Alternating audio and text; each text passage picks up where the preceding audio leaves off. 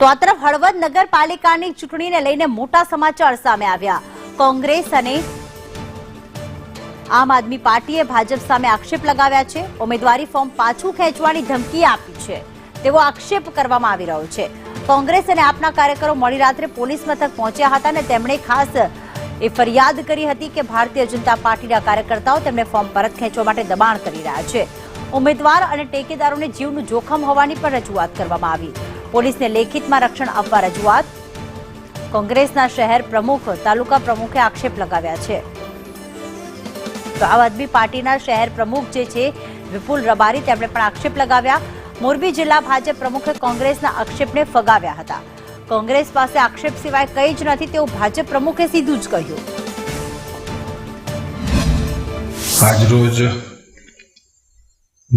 હળવદ નગરપાલિકાના જે કોઈ પણ કોંગ્રેસ પક્ષના ઉમેદવારો છે એમના સગા સંબંધીઓને, ટેકેદારોને અને ઉમેદવારોને ક્યાંક ને ક્યાંક ભારતીય જનતા પાર્ટીના આગેવાનો દ્વારા લોભ લાલચ અને ધાક ધમકી આપવામાં આવી રહી છે તેવી એક પોલીસમાં અરજી હમણાં થોડા સમય પહેલાં હળવદ શહેર કોંગ્રેસના પ્રમુખ દ્વારા આપવામાં આવી છે।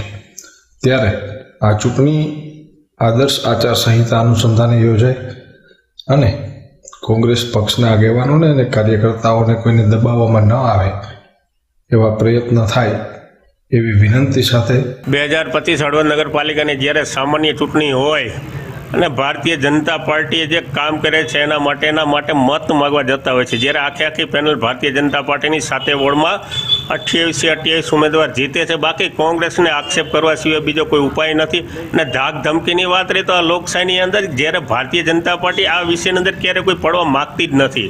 મને ખબર છે કે 1995થી લઈ કે એની પહેલાંની જે કોંગ્રેસ હતી ને જે અત્યારે કોંગ્રેસ વાત કરે છે એમાં ઘણા બધો ફરક